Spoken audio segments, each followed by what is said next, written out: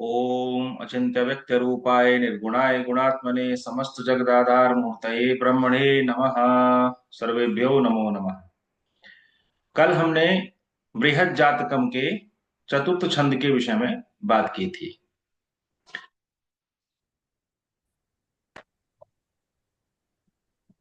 तो बृहद जातकम के प्रथम अध्याय का जो पंचम छंद है उसमें वराहमिहिर कह रहे हैं, मत्स्यौघटी नृमिथुनम सगदम सवीणम चापी नरो स्वजघनो मकरो मृगास्य तौली सस्य जहना प्लवगा च कन्या शेषास्वनाम सदृशा खचराश्च सर्वे। ये वसंत तिल का छंद है। बड़ा ही लालित्यपूर्ण छंद है। हमारे संस्कृत के साहित्य में इसका बहुत प्रयोग मिलता है। तो खचराश्च सर्वे ऐसा शब्द कहीं कहीं स्वचराश्च सर्वे भी मिलता है। तो दोनों ही सही हैं। तो इसमें क्या किया है उन्होंने, राशियों के स्वरूप के विषय में वराहमिहिर बता रहे हैं। तो पहले बृहत जातकम के छंद को के बारे में विस्तार से पढ़ने से पहले हम थोड़ा वसंत तिलका के बारे में जानेंगे, क्योंकि हमारी जो कार्यशाला है वह छंद के परिचय के साथ साथ भी जुड़ी हुई है। तो वसंत तिलका छंद के बारे में आने से पहले एक आपको 11वीं शताब्दी में मैं लेकर के चलता हूँ। 11वीं शताब्दी में एक राजा हुए, राजा भोज। 84 ग्रंथों का उन्होंने प्रणयन किया था। बहुत विद्वान थे, विद्वान पुरुष थे और शक्तिशाली भी थे। तो उन्होंने ये घोषणा की थी कि मेरे राज्य में कोई भी जातक ऐसा ना रहे जो विद्वान ना हो, जिसको व्याकरण ना आती हो, काव्य ना आती हो। अनपढ़ व्यक्ति अगर कोई है तो मेरे राज्य से बाहर निकल जाए, मिश्रा जी, है ना। हम्म। ऐसी घोषणा करने वाले थे वो। तो क्या हुआ, उनके सैनिकों ने एक जो बुनकर होता है, जुलाहा, उसको पकड़ लिया कि ये जो है हमको अनपढ़ प्रतीत हो रहा है, इसको राजा के पास ले चलते हैं। तो राजा के पास जैसे ही वो गए लेकर के उसको, तो राजा ने उनसे पूछा कि क्या तुम बिल्कुल भी पढ़े लिखे नहीं हो। उन्होंने कहा महाराज। तो उसने अपनी बात को छंद के रूप में कहा, और वो जो छंद था वो वसंत तिल का छंद था व्यास जी। वो क्या छंद हम्म। था? वो छंद ये था जो आपको स्क्रीन पर दिख रहा है। क्या? कि काव्यम करोमि नहीं चारुतरम करोमि, यत्नात् करोमि यदि चारुतरम करोमि, भूपाल मौलि मणिरंजित पाद पीठ, हे साहसांक कवयामि वयामि यामि। है। तो कवयामि वयामि यामि, इन अंतिम 3 शब्दों ने राजा के हृदय को जीत लिया। इतना सुंदर शब्दों का प्रयोग। कवयामी हम्म। में से का निकाल दिया तो वयामी रह गया, वयामी में से वा निकाल दिया तो यामी रह यानी गया, है ना। तो इस सुंदर सी रचना को देख करके राजा बड़े प्रसन्न हुए। क्या कहा उसने कि काव्यम करोमि, मैं काव्य तो करता हूं, कर सकता हूं, करता ही हूं, नहीं हम्म। चारु तरम करोमि, लेकिन उतना सुंदर नहीं करता हूं, है ना। ये निरहंकारपन प्रतीत हुआ। उसने अपनी बात को बड़े ही विनम्रता के साथ कहा, महाराज मैं साहित्य या काव्य कर लेता हूं, लेकिन उतना सुंदर नहीं कर पाता। यत्नात् करोमि यदि चारु तरम करोमि, यदि मैं यत्न करूं तो मैं और अच्छा सुंदर काव्य कर सकता हूं। फिर अंतिम द्वितीय पंक्ति में क्या किया, उन्होंने राजा की प्रशंसा की। अब देखिए प्रशंसा करने का जो शब्द ढूंढे उसने, वो कितने सुंदर ढूंढे कि भूपाल मौलि मणिरंजित पाद पीठ। हे भूपाल, इस भू के पति, है ना, इस भू का पालन करने वाले राजन, मौलि मणिरंजित पाद पीठ, आपके सिर मुकुट में जो मणियां लगी हुई हैं, है ना, रंजित पाद पीठ, उससे जो आपकी पैरों की रखने की जो पीठ है वो इतनी प्रकाशित हो रही है कि हे साहसांक, हे राजन, हे राजा भोज, कवयामी, मैं कविता कर लेता हूँ, वयामी, और मैं बुनकर का काम करता हूँ, बुनकर हूँ, और यामी, और अब मैं यहाँ से जा रहा हूँ, यात्रा कर रहा हूँ, ठीक है। तो इस छंद को सुन करके जो राजा भोज थे वो बहुत प्रसन्न हुए, और उन्होंने उस बुनकर को जो है पुरस्कार स्वरूप कुछ राशि उसको दी। तो यहां से वसंत तिल का छंद की ये हमको प्रमाण मिलता है। अब एक दृश्य है, वो भी वसंत तिल का छंद में जो है व्यक्त किया गया। क्या दृश्य है कि एक कोई भौरा है, भौरा है, वो कमल कमल में बंद हो गया, कमल बंद हो गया है। तो उसमें बैठा बैठा वो सोच हम्म। रहा है कि अब चलो कोई बात नहीं, मैं कमल में बंद हो गया हूं, तो कल को शाम के समय बंद हो गया, बोले अब धीरे धीरे रात बीत जाएगी, कल को फिर सुबह होगा, फिर ये कमल खिलेगा, और मैं इसमें से उड़ करके बाहर फिर आकाश में विचरण करूंगा, नए नए पुष्पों पर जाऊंगा। तो ऐसी वो कल्पना कर रहा है। लेकिन कहते हैं ना कि हम सोचते कुछ और हैं और विधाता कुछ और सोचता है, प्रारब्ध में कुछ और लिखा हुआ होता है। तो वो ऐसा सोच ही रहा था कि अचानक क्या हुआ। आइए पढ़ते हैं, देखिए क्या बताया गया उसमें। स्क्रीन दिख रही है सभी को? जी जी गुरु जी। ठीक है, देखिए। रात्रिर्गमिष्यति भविष्यति सुप्रभातम। रात्रि चली जाएगी, सुप्रभात हो जाएगा। भास्वानुदेश्यति हशिष्यति पंकजश्री। और भास्वान उदित हो जाएंगे। भास्वान कौन है? सूर्यदेव हैं। सूर्य ठीक है। उदित होंगे। पंकज श्री, कमल दल खिल जाएंगे।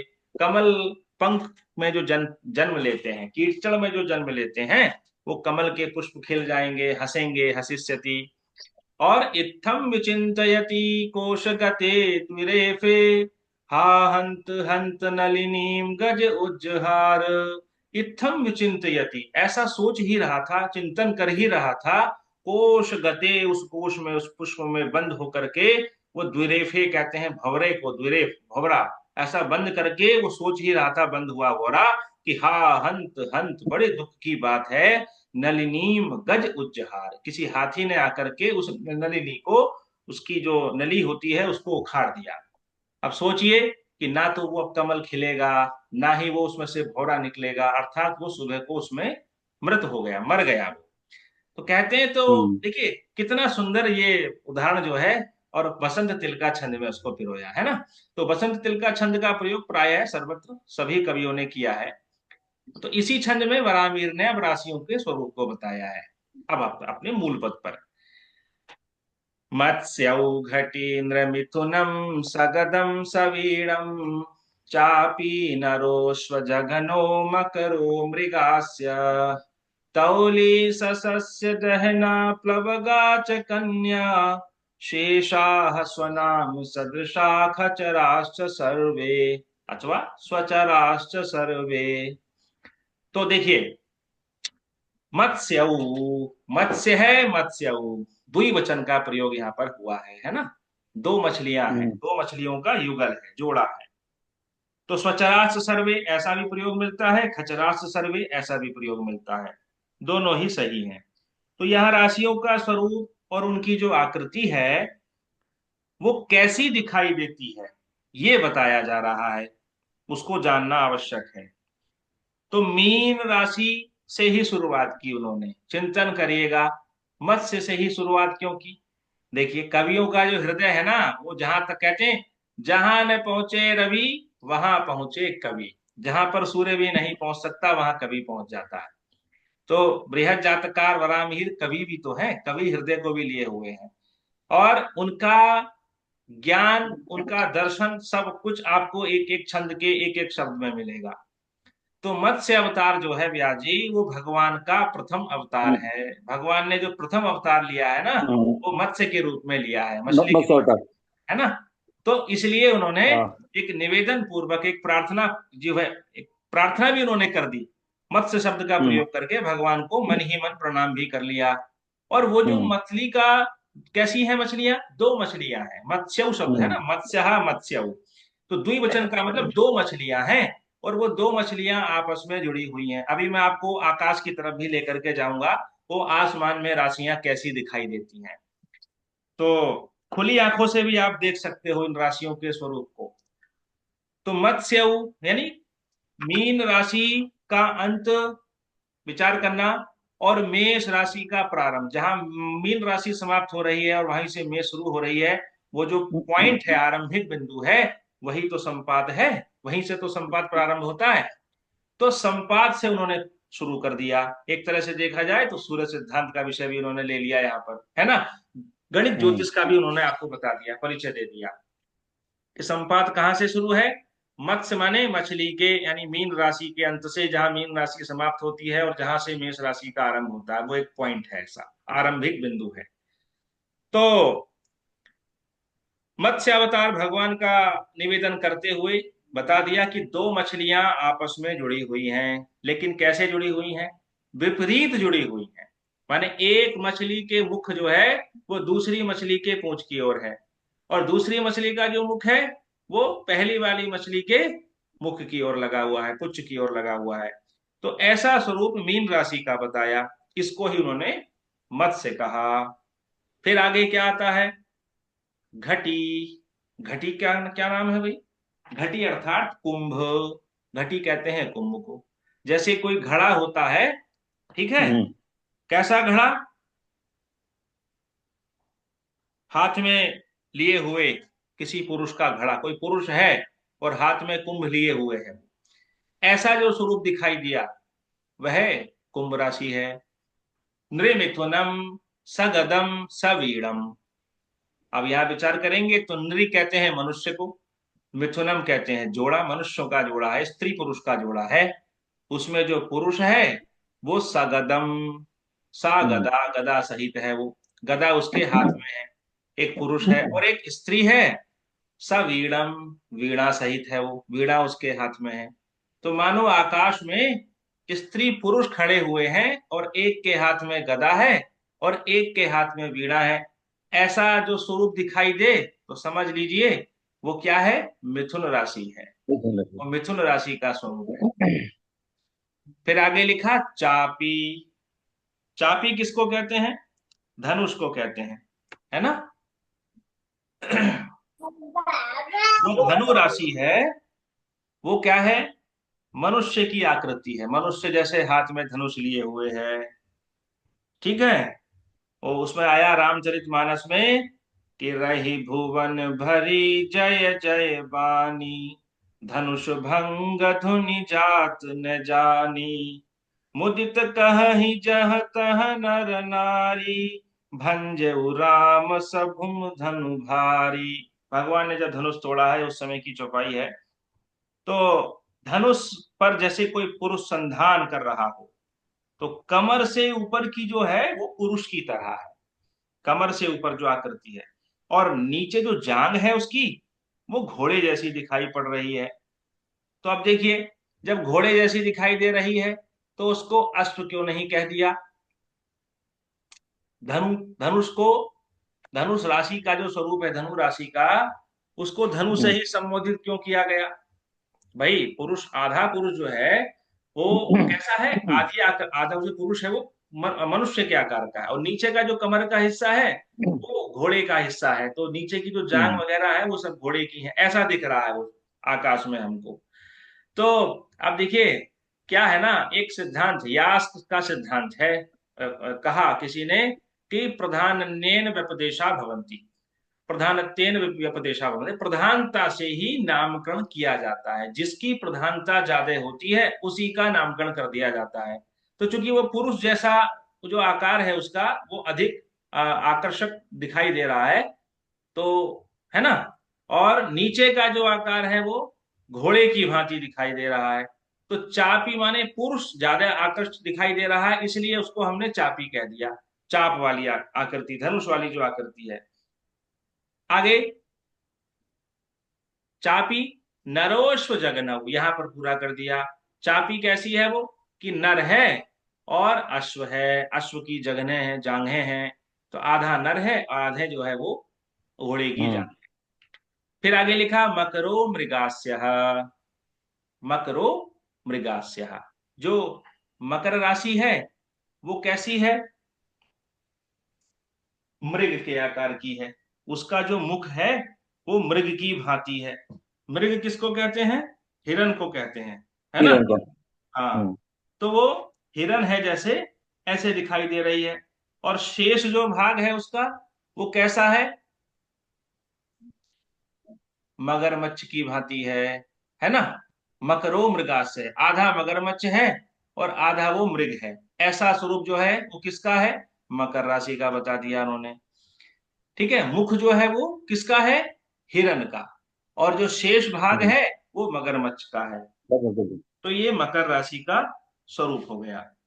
इसमें लिखा भट्टोत्पल ने अपनी व्याख्या में कि मकरः मृगास्यो मकरो राशिर मकरः एवचा मृगास्यो मृग मुखः, यानी मृग जैसा जिसका मुख है और शेष भाग मगरमच्छ जैसा है, वो जो आकृति है वो मकर राशि का स्वरूप बताती है। फिर आगे आ गया तौली। तौली किसको कहते हैं, तुला को, तराजू को, तुला। है ना, तराजू को। और तराजू लिए हुए कौन है, कोई पुरुष है। भट्टोत्पल ने लिखा है कि पुरुषः तुलाधरो, पुरुषः तुलाधरो, पुरुष जो है वो तुला को धारण किए हुए खड़ा है, हाथ में तराजू लिए हुए खड़ा है। ऐसी कल्पना करिए एक पुरुष की जो हाथ में तराजू लेकर के खड़ा हो। तो ऐसी आकृति हम्म। जो आकाश में आपको दिखाई दे रही है वो है तुला राशि। फिर आगे लिखा है ससस्य दहना प्लवगाच कन्या, एक कन्या है जो सशस्य दहना, सशस्य का मतलब धान्य। पौधे को लिए हुए, किसी अन्न की फसल की बालों को लिए हुए, है ना। और प्लवगा, प्लव माने नाव में, नाव में वो गमन कर रही है, बैठी हुई है नाव में।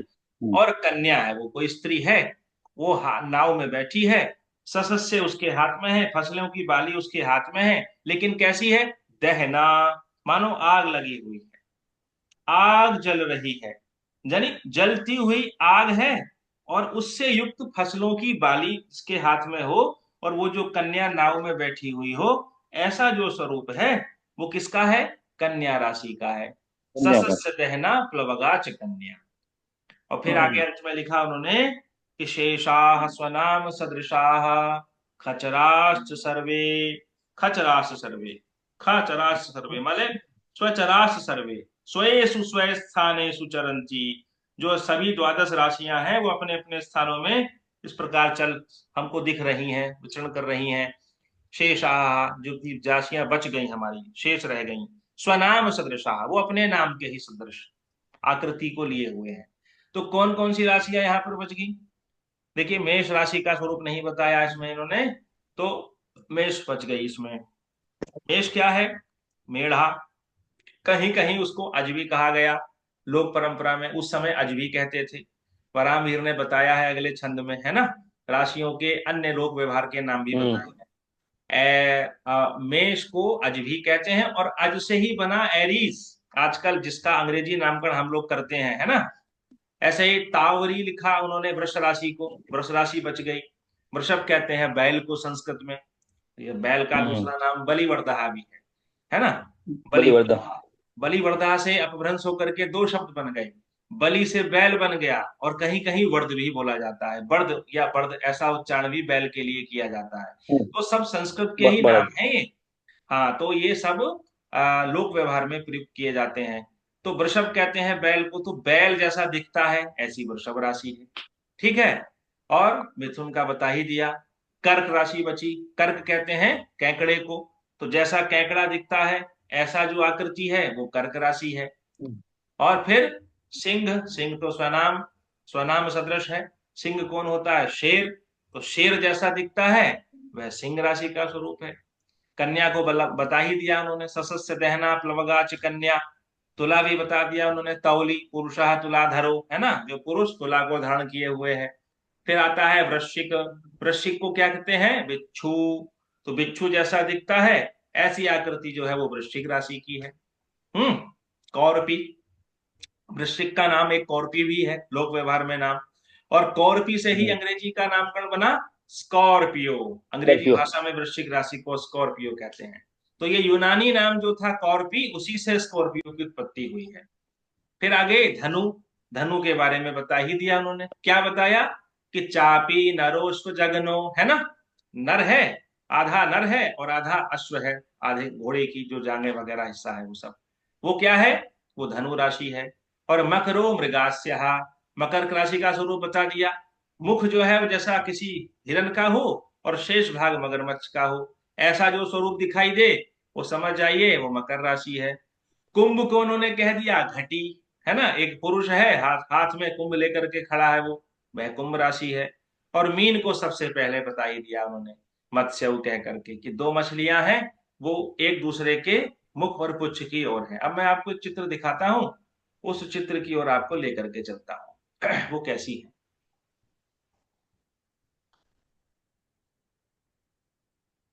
देखिएगा, इस चित्र में आप ध्यान से देखिए, तो पहला जो राशि है वो क्या है, मेष, है ना, मेष। मेढ़ा मेढ़ा बना हुआ है इसमें, ऐसा आकाश में तारों का आकार हमको दिखाई देता है। भाई राशि क्या है, राशि किसको कहते हैं, संस्कृत व्याकरण में अश धातु अश्नुते व्यापोति से ईंट प्रत्यय के योग से धातो रुणागमस्य सूत्र से धातु के आ को रकागाम करने पर निष्पन्न हो जाता है। राशि का मतलब ढेर, अंबार, संग्रह है या समुदाय। जैसे हम कहते हैं ना कि जैसे धन राशि, आपके पास धन राशि कितनी है, धन का कितना भंडार है। हम कहते हैं जैसे अंक राशि, अंकों का समूह। तो ऐसे ही तारों का जो समूह है, बहुत सारे तारे एक साथ जैसे पृथ्वी से हमको दिखाई देते हैं, है ना, उनकी जो आकृति हमको दिखाई देती है, ऐसे तारों के आकारों के लिए हम राशि शब्द का प्रयोग करते हैं। तो यदि वैदिक ऋषियों की आप बात करेंगे तो मेष वृष मिथुन कर्क के स्थान पर जब सूर्य का महीनों के नामकरण किए गए थे तो वो मधु, माधव, शुक्र, शुचि, ऐसे 12 नामों से प्रयोग उसका किया गया। तो वराहमिहिर ने राशियों का पर्याय आगे अगले छंदों में बता ही दिया उन्होंने। और पिछले छंद में भी आपने पढ़ा था अभी कि राशि क्षेत्र गृहक्ष भानि भवनम चैकार्थ संप्रत्यया, क्या, या तो राशि कहो या क्षेत्र कहो या ग्रह कहो या ऋक्ष कहो या भा कहो, भवनम कहो, हम कहो, ये सब क्या है, ये सब एक ही नाम है व्यास जी, है ना, ये सब एक ही है, एक ही मतलब बराबर, सब हाँ। राशि के ही पर्यायवाची शब्द हैं। तो वृषभ राशि आपको दिख रही होगी बैल की भांति, है ना, ऐसा तारों का स्वरूप दिखता है।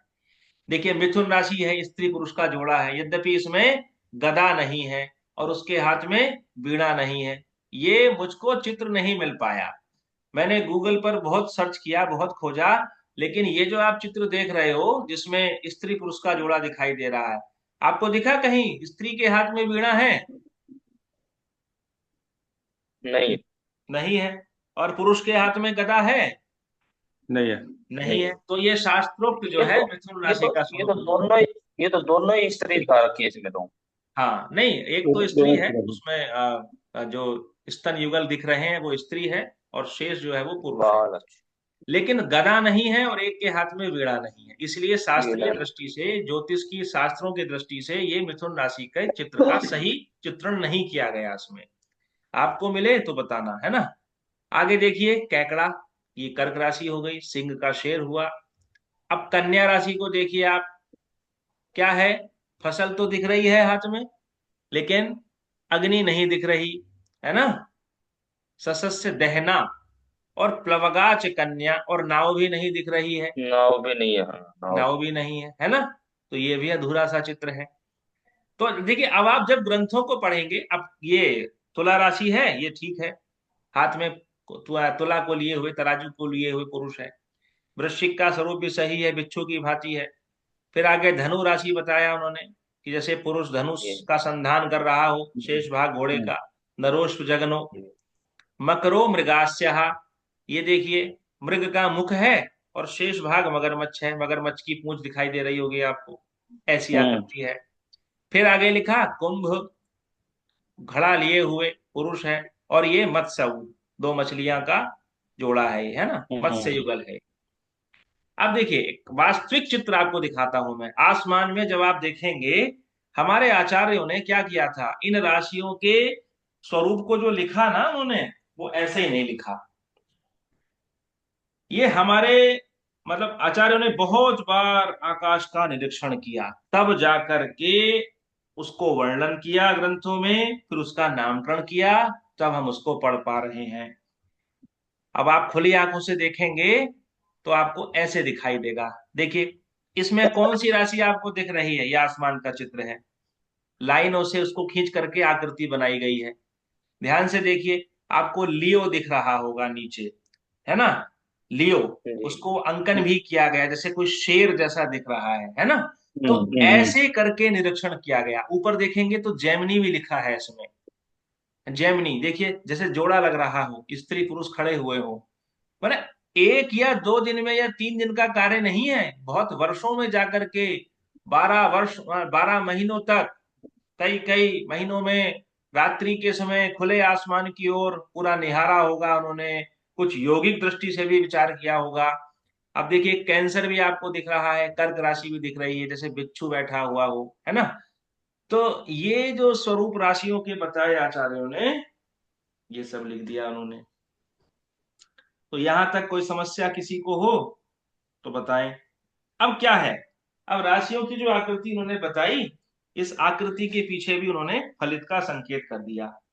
क्या संकेत कर दिया कि जो राशि जिस जिसके नाम पर दिख रही है, वैसा वैसा फलित जो है वो उद्घाटित होगा। जैसे हम लोग विचार करते हैं राशि के बारे में, जैसे सिंह राशि है, सिंह कौन है, शेर है। तो सिंह राशि के जो जातक होंगे, प्रायः वो आपको कैसे दिखाई देंगे, सिंह की भांति, शेर की भांति।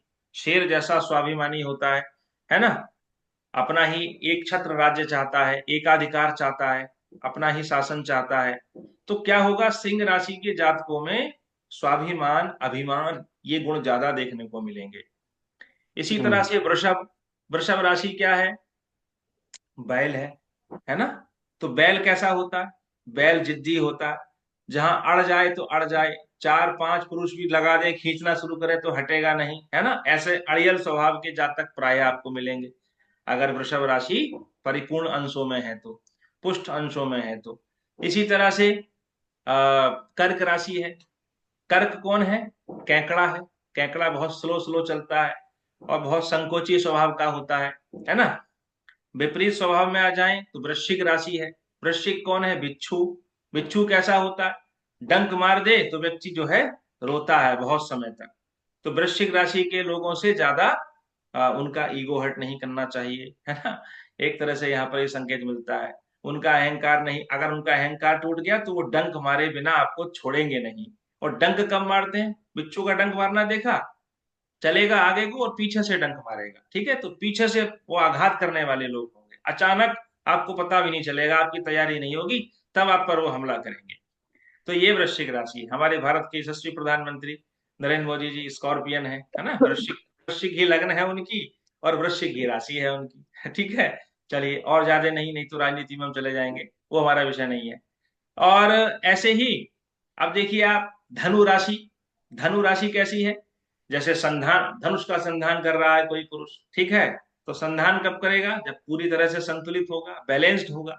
तो धनु राशि के जातक जीवन में संतुलन बना करके रखने का प्रयास करते हैं, वो कि संतुलन बना रहे, ना बहुत अधिक हो जाए ना बहुत कम हो जाए, मध्य में रहे।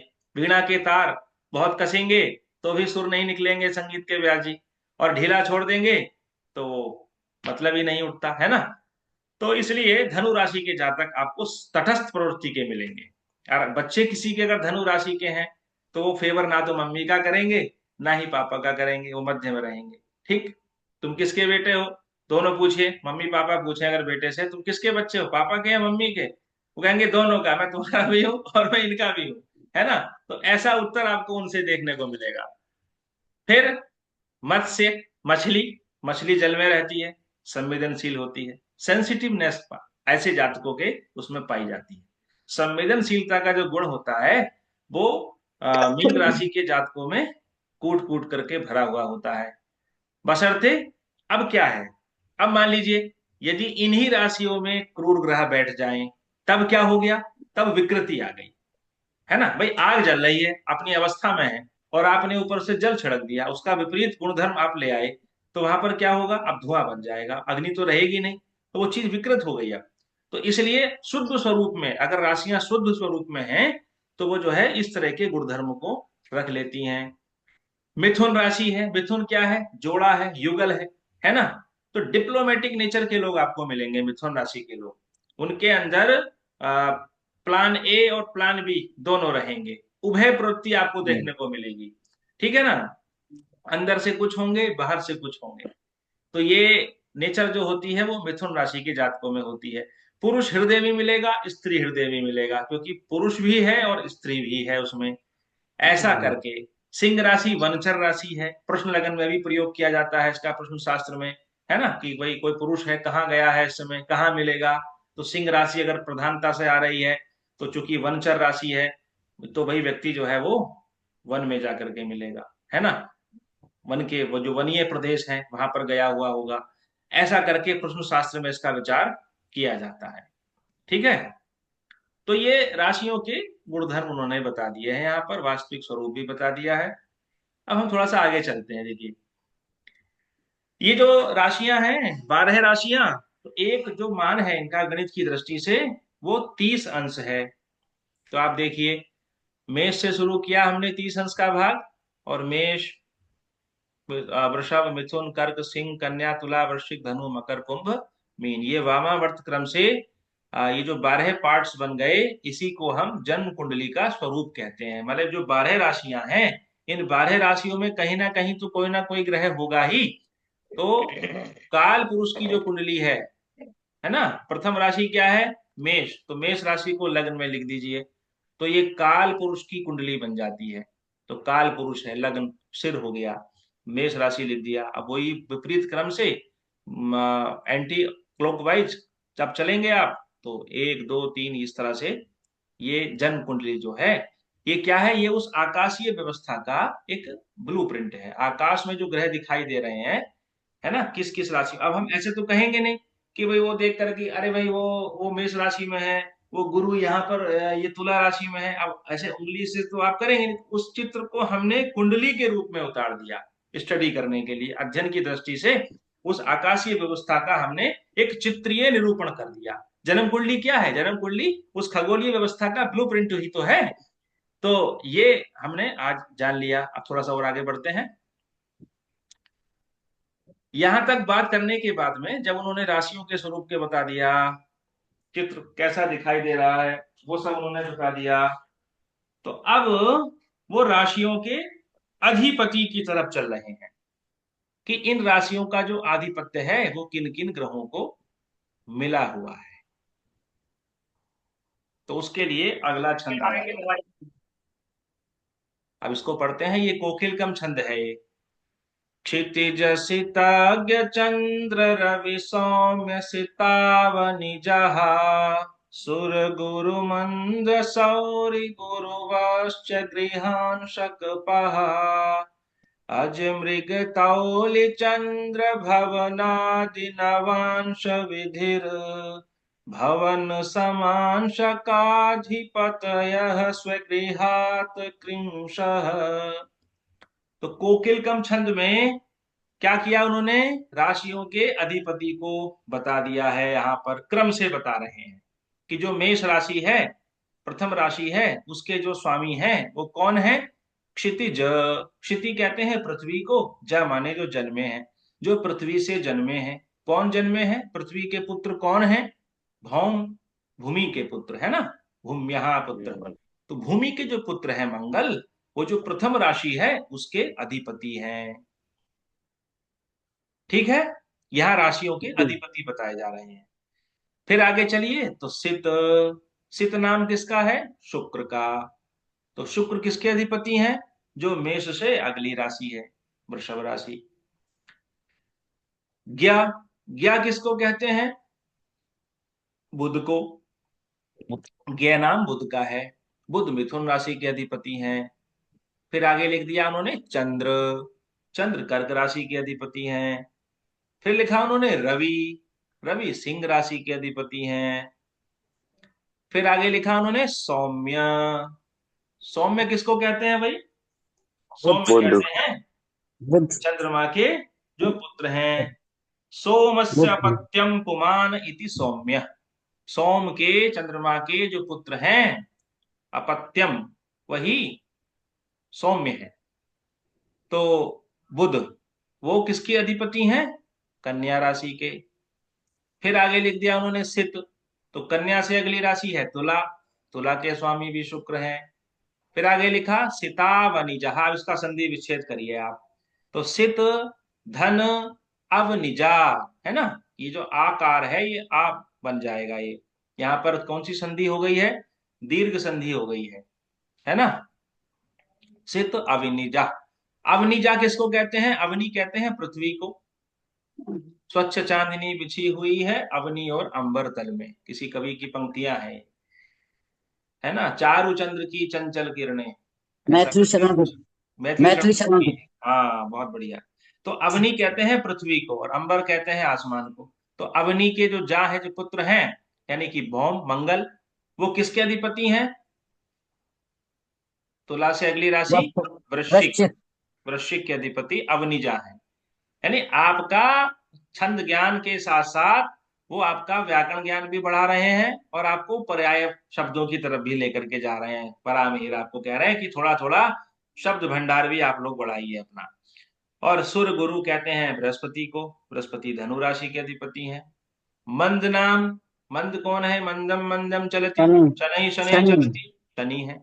शनि जो है इतने धीरे चलते हैं कि एक राशि को पार करने में उनको 2.5 वर्ष लगते हैं, है ना। बहुत दूर है उनकी जो कक्षा है, इसलिए उनका नाम शनि रख दिया गया। हम भी आजकल जो व्यक्ति सुस्त प्रकृति का होता है, बहुत धीरे काम करने वाला होता है, उसको कह देते हैं कि ये तो शनिचर है ना, बहुत विलंब से कार्य करने वाले व्यक्ति को। तो सुर गुरु देवताओं के अधिपति धनु के हो गए, मंद हो गए मकर राशि के, सौरी सूर्य के पुत्र हैं, उनका एक नाम सौरी भी है। तो मंद भी और सौरी दो शब्दों को लिखने के पीछे क्या मतलब रहा, कि शनि जो है वो दो राशियों के अधिपति हैं, मकर के भी अधिपति हैं और कुंभ के भी अधिपति हैं, ठीक है। और फिर लिखा गुरु, गुरु माने बृहस्पति। और अंत में अंतिम राशि कौन सी बची कुंभ के बाद, मीन राशि, ठीक है। और गृहांश कपहा, और ये जो ग्रह है सब ये अपने अपने अंशों के भी अधिपति होते हैं। अब यहाँ पर ये आपको नवांश में प्रवेश करा रहे हैं, ठीक है। एक राशि के अंदर कितने नवांश होते हैं, कल हमने बात की थी कि एक राशि में 9 चरण होते हैं, है ना, नक्षत्रों के 9 चरण होते हैं। तो एक चरण का मतलब ही है एक नवांश। अब जब आप एक राशि के 9 हिस्से करेंगे, 30 अंश के 9 हिस्से करेंगे, तो एक हिस्सा कितने अंश का मिलेगा, 3 अंश 20 कला, है ना। तो 3 अंश 20 कला को आप 9 बार जोड़िए तो कुल हिस्सा कितना हो गया, 30 अंश हो 30। गया। तो ये जो 9 हिस्से किए हमने, इसी एक हिस्से को हम नवांश कह रहे हैं, 9वां अंश कह रहे हैं। अब इन 9वें अंश के भी अधिपति कैसे होंगे, जैसे मेष राशि है, तो मेष राशि का पहला जो नवांश होगा वो मेष राशि, मेष का ही होगा, ठीक है। तो उसके अधिपति कौन होंगे, जैसे राशियों के अधिपति हैं ऐसे ही नवांश के अधिपति होंगे। तो मेष राशि में पहला नवांश मेष का, दूसरा नवांश वृषभ का, तीसरा नवांश मिथुन का। राशियों के क्रम से चलते चले जाइए। तो बताइए मेष राशि में अंतिम नवांश किसका आएगा, धनु। धनु का आ जाएगा। 9 ही नवांश होते हैं ना एक राशि में। तो अब धनु के बाद अगला नवांश किसका होगा, मकर का। तो मकर का जो नवांश होगा, ये कौन सी राशि में पहुंच गया, आप वृषभ राशि में आ गया, है ना। तो मकर के बाद अब वृषभ राशि का पहला नवांश मकर हुआ, फिर दूसरा नवांश मकर राशि का कुंभ हुआ, फिर तीसरा नवांश मीन हुआ, फिर चौथा नवांश फिर से मेष से शुरू करिए, मेष वृष मिथुन कर्क, ऐसे करके चलते चले जाइए। तो उसके बारे में यहाँ पर वो बता रहे हैं कि जो 9 राशियां हैं, 12 राशियां हैं और 9 नवांश हैं, तो उनका क्रम कैसे रहेगा, कि अज मृग तौलि चंद्र भवनादि नवांश विधिर, नवांश का जो क्रम है वो ये रहेगा। अज, अज माने देखो मैंने कहा था अभी कि मेष राशि को कहीं कहीं अज भी कहा गया, तो अज नाम का प्रयोग जो है प्रयोग भी उन्होंने बरामीर ने किया। तो मेष के राशि में जो पहला नवांश होगा वो मेष का होगा, है ना। मृग नाम किसका है, मृग वाली राशि कौन सी है जिसका मुख मृग की भांति है, और शेष मकर। भाग मगरमच्छ का है, मकर का। तो मकर राशि में, मकर राशि में जो पहला नवांश होगा वो किसका होगा, मकर का ही मकर। होगा। ताओली, ताओली किसको कहते हैं, तुला को। तुला। तुला। तुला राशि का जो आरंभ होगा वो तुला के नवांश से ही होगा। और चंद्र भवनाद, चंद्र भवना, चंद्र भवन किसको कहते हैं, चंद्रमा का जो भवन है, चंद्रमा का जो घर है, भवन नाम भी तो ग्रह भवन ये सब बता दिया ना उन्होंने कि सब एक ही नाम है। तो चंद्र भवन माने चंद्रमा की राशि जो है, जो कर्क है, उसमें पहला नवांश कर्क राशि का कर्क से ही शुरू होगा। अब जब आप इन राशियों के नवांश को फिट करेंगे, तो जब आप पाएंगे कि मेष राशि जो है वो कैसी राशि है, चर राशि है ना। आज मृग ये कैसी है, मकर राशि, ये भी चर है। तौली, तौली किसको कहते हैं, तुला, ये भी चर राशि है। और चंद्र भवन यानी कि कर्क, ये भी चर राशि है। तो यहां इन्होंने ये बता दिया कि जो चर राशियां होंगी उनका जो पहला नवांश होगा वो वहीं से शुरू होगा। अब आप जैसे आपने देखा अभी कि मेष राशि का पहला नवांश कहां से शुरू हुआ, मेष से ही शुरू हुआ। ठीक है। अब इसको मैं इस विषय को यहीं रोक रहा हूं क्योंकि इसमें अभी बहुत विस्तार होगा। अभी यहाँ पर द्वादशांश की चर्चा भी होगी, है ना। तो इसको हम अगले सत्र में पूरा करेंगे। आज मैं केवल राशियों के अधिपति और नवांश के क्रम तक यहीं पर इसको मैं विराम दे रहा हूं। आज के सत्र से संबंधित यदि किसी की कोई जिज्ञासा हो तो वो पूछ सकते हैं। अब देखिए एक बात विचार करना, आप विचार इस बात का करना, ये विषय भी मैं अगले सत्र में लूंगा कि जो ग्रहों की राशियां हैं, राशियों के अधिपति हैं, आपने देखा कि सूर्य को और चंद्रमा को तो केवल एक ही राशि का आधिपत्य मिला, है ना। कहा कि अग्नि सोमात्मकम जगत, ये जो पूरा जगत है ना, ये अग्नि तत्व और सोम तत्व से ही बना हुआ है। तो प्रधानता जो है वो केवल दो ही तत्वों की है, क्या, कि अग्नि और सोम, दो ही तत्व हैं। तो अग्नि तत्व के कौन है, सूर्य है। और सोम तत्व कौन है, वो चंद्रमा है उनके अधिपति। तो कहा कि इसलिए चूंकि जगत दोनों से बना, तो भाई दो ही राशियां होनी चाहिए, अर्थात या तो एक तो सूर्य की और एक जो है वो चंद्रमा की। इसलिए सूर्य और चंद्रमा को इस आधार से केवल एक एक राशि ही दी गई। लेकिन बाद में कहा कि ग्रहों की जो कक्षाएं हैं इनके अगल बगल में, वो उसके आधार पर भी राशियों का आधिपत्य, फिर शेष राशियों, शेष ग्रहों को दो दो राशियों का आधिपत्य मिल जाता है। तो 7 ग्रह हैं ना, उसमें राहु केतु का तो जो है राशियों से मतलब नहीं है। तो ये विषय मैं आज इसको छोड़ रहा हूँ क्योंकि 8:45 भी बज चुके हैं अब, फिर इसमें विस्तार ज्यादा हो जाएगा। और विस्तार का ये विषय ही है, ये जो छंद है इसमें बहुत अधिक विस्तार है व्यास जी। तो नवांश का भी परिचय सीखेंगे और द्वादशांश का भी हम लोग सीखेंगे। अब वो धीरे धीरे आपको फलित शास्त्र में ले जा रहे हैं क्योंकि यहाँ पर कुछ प्रतिभागी नए भी हैं, उनका नवांश से कोई परिचय भी नहीं है, जरा सा भी नहीं है। हमारे बृहत पाराशर जो शास्त्र के अध्येता हैं वो तो गंभीरता पूर्वक समझ चुके हैं इन विषयों को, लेकिन मिश्रा जी हैं और बहुत सारे लोग हैं इसमें ऐसे जिनका दूर दूर तक परिचय नहीं है, नवांश क्या है, द्वादशांश क्या है। तो इसलिए व्यास जी आज इसको विषय को यहीं रोक देते हैं। अब किसी की कोई चर्चा हो तो वो आप कर सकते हैं। अगले सत्र में हम इसी छंद से लेकर के अब आगे बढ़ेंगे। गुरु जी पहला श्लोक